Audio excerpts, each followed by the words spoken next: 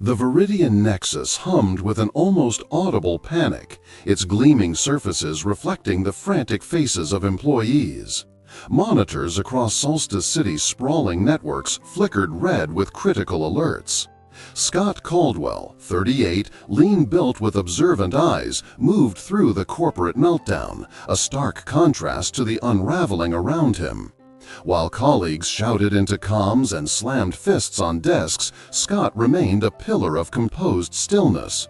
His inner world, usually a tempest of reactive impulses, now held an unshakable calm. He understood that controlling his own state was paramount, recognizing a shouted retort as merely a predictable vulnerability. His silence was a potent shield. The Viridian nexus hummed with an almost audible panic, its gleaming surfaces reflecting the frantic faces of employees. Monitors across Solstice City's sprawling networks flickered red with critical alerts. Scott, 38, lean-built with observant eyes, moved through the corporate meltdown, a stark contrast to the unraveling around him. While colleagues shouted into comms and slammed fists on desks, Scott remained a pillar of composed stillness. His inner world, usually a tempest of reactive impulses, now held an unshakable calm.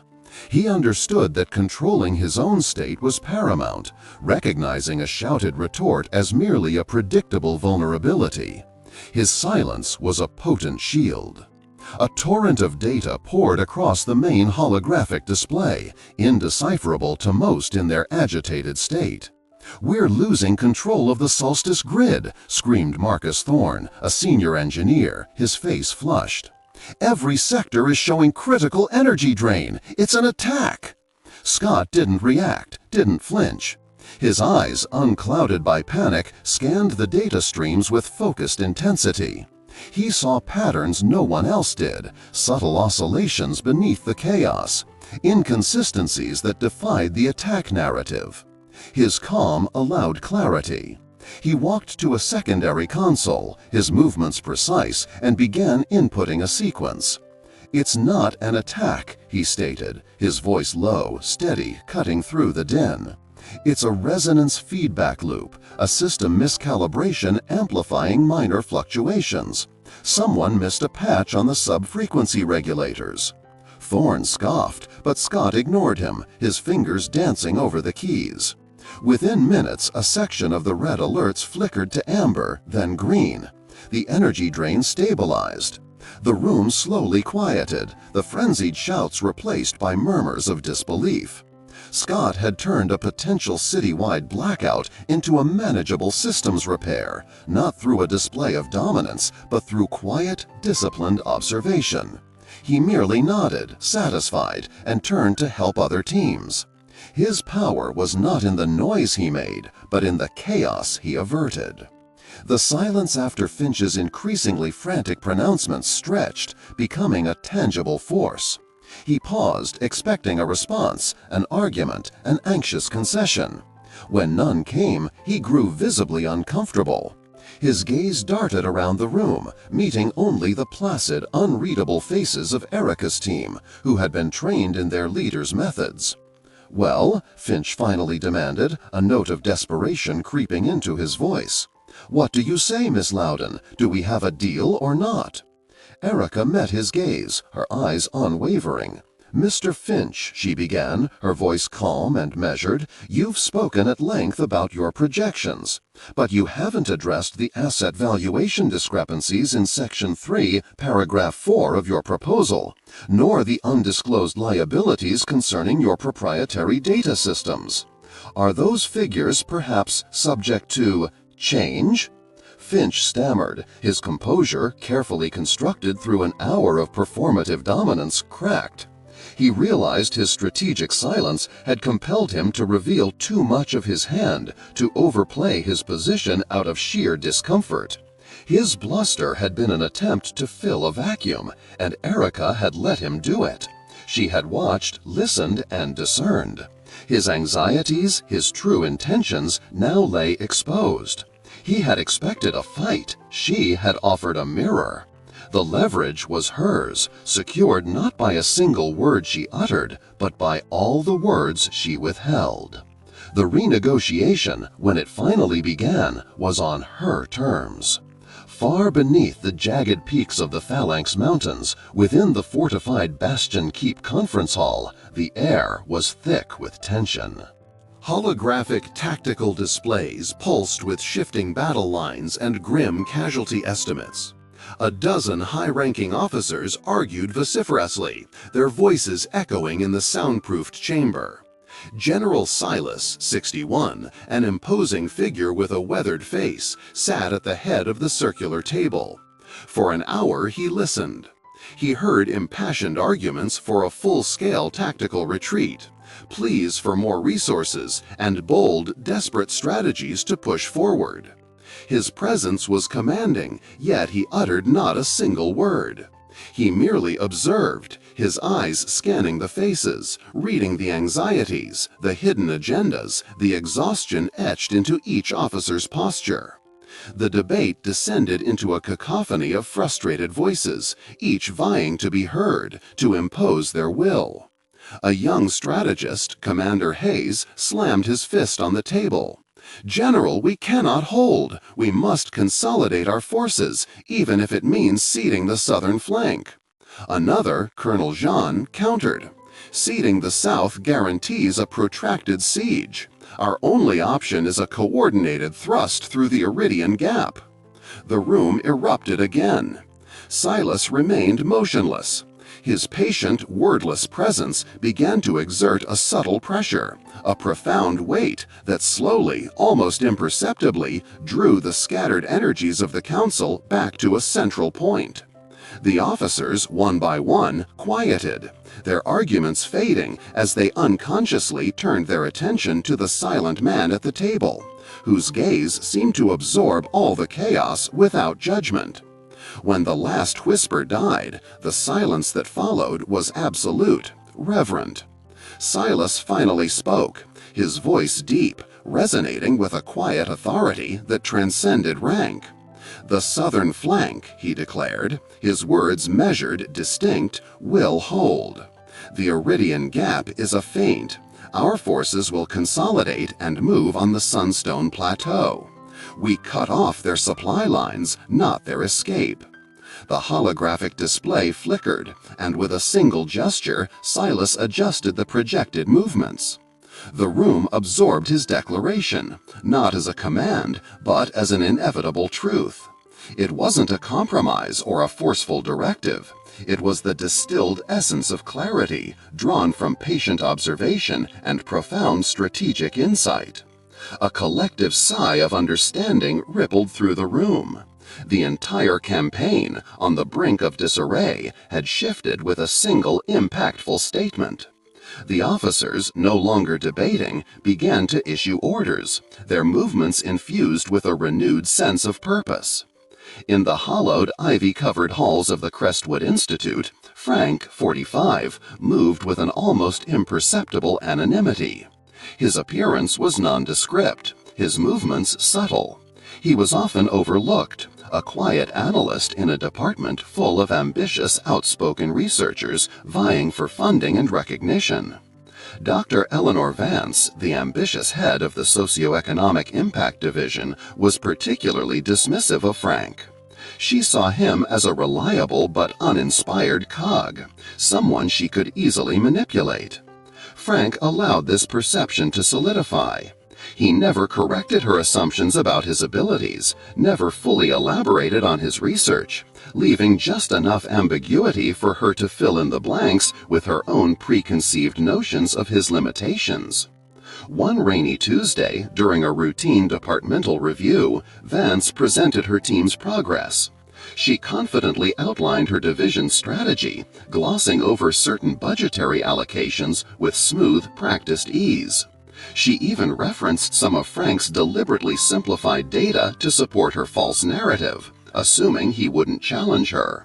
Frank sat quietly, taking notes, a faint, almost imperceptible smile playing on his lips.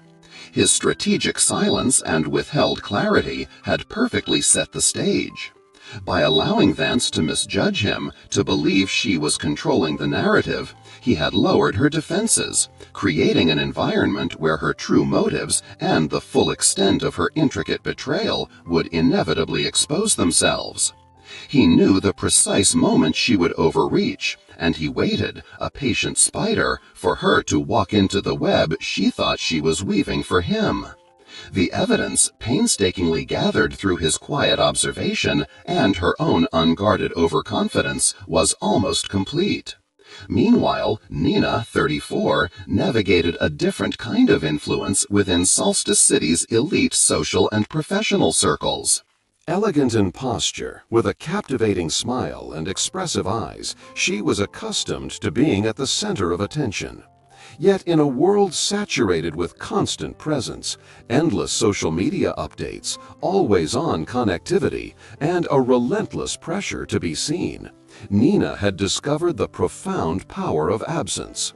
For weeks, she had been a ubiquitous presence at the most exclusive art exhibitions, philanthropic galas, and high-level corporate networking events. A magnet for attention and an influential voice in every discussion. Then, almost overnight, she withdrew. No grand announcement, no dramatic exit. She simply stopped attending. Her selective engagement and measured withdrawal created an immediate vacuum. People noticed. Conversations began with, "Have you seen Nina lately?" Or, "I wonder what Nina thinks about this new initiative." Her absence, initially perplexing, began to amplify her value, transforming her presence into a highly anticipated event. Invitations, once a formality, now came with personalized notes, earnest pleas for her insights. Event organizers found attendance flagging, key discussions lacking her unique perspective. Her deliberate scarcity had taught others to appreciate her time, to truly value her input rather than take it for granted. When she finally chose to reappear at a critical funding announcement for the Solstice City Arts Foundation, an event she had previously been a cornerstone of, her entrance was understated. She didn't command the room, she simply was in it. The murmurs died down, heads turned. A sense of relief, almost palpable, spread through the attendees. Her quiet re-entry commanded immediate respect, not because of what she said or did, but because of the power her temporary, deliberate void had created. Her words, when she finally spoke, were few, but each carried immense weight, listened to with an intensity that her constant presence could never have achieved. People naturally gravitated towards her, eager to hear her perspective, not out of obligation, but out of genuine appreciation for a presence that had become, through its very scarcity, deeply significant. This deliberate understanding of human rhythm extended beyond mere presence. Scott, after the Viridian Nexus crisis, found himself leading his weary team not through orders, but through quiet reflection. He didn't push them, he walked beside them, mirroring their unspoken anxieties, acknowledging the strain in their eyes without needing words. He'd bring coffee at unexpected moments, or simply sit silently at a terminal, observing, his calm energy a subtle anchor. When someone voiced a frustration, he wouldn't immediately offer a solution, but would reflect their concern, rephrasing it to show he truly heard them. This built a deep, unspoken rapport, fostering a natural inclination to follow his quiet lead, not out of duty, but out of shared understanding and trust. Frank looked at the offer, then out at the sprawling, serene campus of Crestwood Institute. He remembered the quiet determination with which he had meticulously exposed the truth, the disciplined self-containment required to allow the betrayal to unravel on its own terms. He realized that true power wasn't about the title or the position. It was about the unshakable independence of his own convictions. He wrote a concise, polite refusal. He walked away from the promotion, from the lucrative salary, from the prestige, not in defeat, but with absolute clarity. It was a powerful assertion of self-respect, a removal of himself from a situation that violated his core principles. He valued his peace, his integrity, far more than any compromise. His unshakable independence was his ultimate strength, a silent, profound act of self-mastery that shaped his world and defined his true influence. The whispers of change began subtly, like the unseen currents beneath Solstice City's vast oceans, growing in strength and direction until their influence was undeniable. The ripples from Scott's unwavering calm, Erica's deliberate silences, Silas's profound declarations, Frank's quiet unraveling of deceit, and Nina's potent absence had not faded. Instead, they had deepened, weaving a new tapestry of influence across the gleaming spires of the Viridian Nexus and through the ancient, hollowed halls of the Crestwood Institute. Scott, now a widely respected crisis manager within the Viridian Nexus, no longer just averted disaster, he preempted it. His team, initially bewildered by his serene demeanor amidst chaos, had learned to emulate it. They had observed him in countless simulations and real-world scenarios, noting how his calm didn't just preserve his own clarity, but seemed to extend, a palpable field of quiet energy, allowing others to find their footing. He'd often lead after-action reviews by simply asking, "What did you feel when the alarms sounded?" not "What did you do?"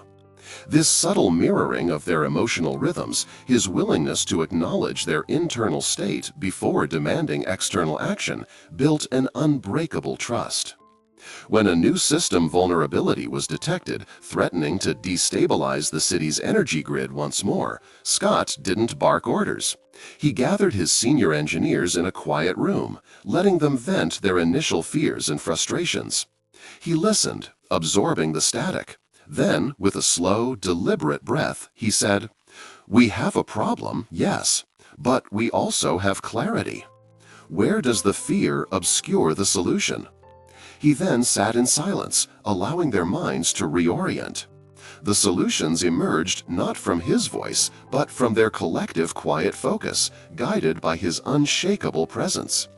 They moved with a newfound cohesion, an unspoken understanding of the gravity and their shared ability to meet it, forged not in aggressive command, but in the quiet strength of collective reflection. His influence was less about directing and more about aligning, tuning his team into a frequency of calm, deliberate action. Erica, having mastered the art of strategic silence, found her power had solidified into something unassailable. Her reputation preceded her in every high-stakes negotiation. Competitors, once prone to bluster, now approached her with a cautious respect, knowing that any attempt to dominate or deceive would only be met with a poised, unyielding quietness that would inevitably force their own hand. At the negotiating table for the critical multi-system integration contract, the largest infrastructure project Solstice City had seen in decades, Erica faced a consortium of three powerful, often fractious tech giants. They arrived with meticulously crafted arguments and aggressive timelines. Erica, true to form, let them speak for hours, through their presentations, their intercompany squabbles, their thinly veiled attempts to extract more from her firm. She watched their body language, the shifting alliances, the subtle tells of anxiety behind their practiced smiles. When the cacophony finally subsided, leaving a tense, expectant silence, Erica didn't immediately counter. She let the silence hang, a heavy cloak that seemed to press down on the consortium leaders, amplifying their discomfort. Then she leaned forward, her voice soft but resonating with authority. "Gentlemen," she began, "you've each presented a vision for how this partnership benefits your shareholders, but none of you have truly addressed how it benefits Solstice citizens in the long term, or how your disparate systems will genuinely integrate without creating new vulnerabilities. Perhaps we should pause and consider what true collaboration looks like beyond quarterly projections." Her words, few and precise, cut through their elaborate facade, stripping away the performative dominance and forcing them to confront the underlying fragilities of their own proposals. The renegotiation that followed was not a battle of wills, but a genuine reevaluation, driven by the uncomfortable truths her silence had brought to the surface. Her leverage was absolute, her influence not in her demands, but in her capacity to compel self-reflection from others. General Silas, long retired from active command, remained an essential, revered figure in the military council, his wisdom a bedrock in times of uncertainty. His single impactful declaration years ago had not just shifted a campaign, it had fundamentally reshaped the strategic doctrine of the Phalanx Defense Forces, moving them towards more patient, precise operations rather than reactive, brute force engagements. When a new border dispute flared up, threatening to ignite a wider conflict in the year 2052, the current high command was split, advocating for various levels of preemptive strikes or full mobilization. Silas was invited to an emergency session at the Bastion Keep Conference Hall. He sat as he always did, absorbing the fervent arguments, the tactical projections flashing across the holographic displays, the rising tension. He said nothing, his weathered face an unreadable mask. Yet his mere presence, that profound, wordless stillness, began to calm the agitated room. The officers, one by one, found their voices softening, their gazes involuntarily drifting to the elder general. When the debates exhausted themselves, leaving only the hum of the displays and the heavy silence, Silas finally spoke. "Observe the terrain," he instructed, his voice low, a gravelly whisper that nonetheless commanded absolute attention. "Observe the river systems. They will tell you more than their troop movements ever will." He paused, allowing his words to sink in. A preemptive strike is an admission of fear, not strength. We wait. We watch the water. The High Command, chastened and enlightened, rerouted surveillance, studied hydrological patterns, and discovered a complex network of hidden supply routes and planned diversions the enemy had intended. Silas's wisdom, distilled to a few potent words, had once again averted a potential catastrophe, teaching patience and observation as the truest forms of strategic power. Nina's mastery of absence had fundamentally reshaped her value in Solstice City's elite circles. Her selective engagement had become legendary, her appearances at events transforming them from mere gatherings into significant cultural moments. She didn't need to post updates or maintain a constant online presence. Her worth was intrinsic, amplified by the deliberate scarcity of her time. When the Solstice City Arts Foundation faced an unexpected funding crisis, threatening to close several vital community programs, Nina didn't join the frantic fundraising calls or public pleas. She instead accepted a single invitation to a private, intimate dinner hosted by the city's wealthiest philanthropists. She arrived late, subtly, her elegant presence immediately drawing every eye. She spoke only once, after the initial polite small talk, her voice low and resonant. "The arts," she stated, looking directly at the city's most influential patrons, "are the soul of our city.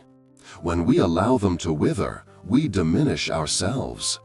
Their value is not in their presence, but in the void their absence would create." She then smiled, offered a brief, engaging conversation, and departed early, leaving behind a profound impression. Within days, the Arts Foundation received unprecedented pledges. Nina had not explicitly asked for money. She had simply reminded them of the inherent value of something they took for granted, amplifying its importance by illustrating the power of its potential loss. Her influence was a quiet, almost imperceptible force that shaped perceptions and moved mountains of capital, all by making her presence a precious commodity, a rare and powerful event. The world had begun to change, not with a roar, but with a growing hum of internal conviction. The cacophony of constant striving and outward dominance was slowly giving way to a deeper understanding that true influence was forged in discipline and restraint. The path to unshakable power wasn't a shortcut. It was a quiet, deliberate journey inward.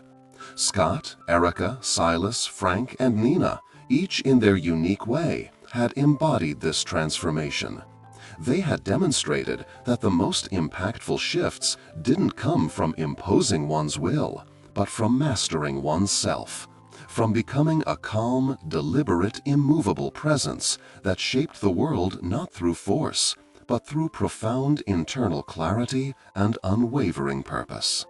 The world had begun to change, not with a roar, but with a growing hum of internal conviction. The cacophony of constant striving and outward dominance was slowly giving way to a deeper understanding that true influence was forged in discipline and restraint. The path to unshakable power wasn't a shortcut. It was a quiet, deliberate journey inward. Scott, Erica, Silas, Frank, and Nina, each in their unique way, had embodied this transformation. They had demonstrated that the most impactful shifts didn't come from imposing one's will, but from mastering oneself, from becoming a calm, deliberate, immovable presence that shaped the world not through force, but through profound internal clarity and unwavering purpose.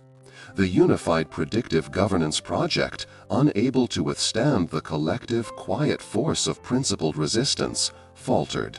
The initial enthusiasm gave way to public skepticism, then outright rejection.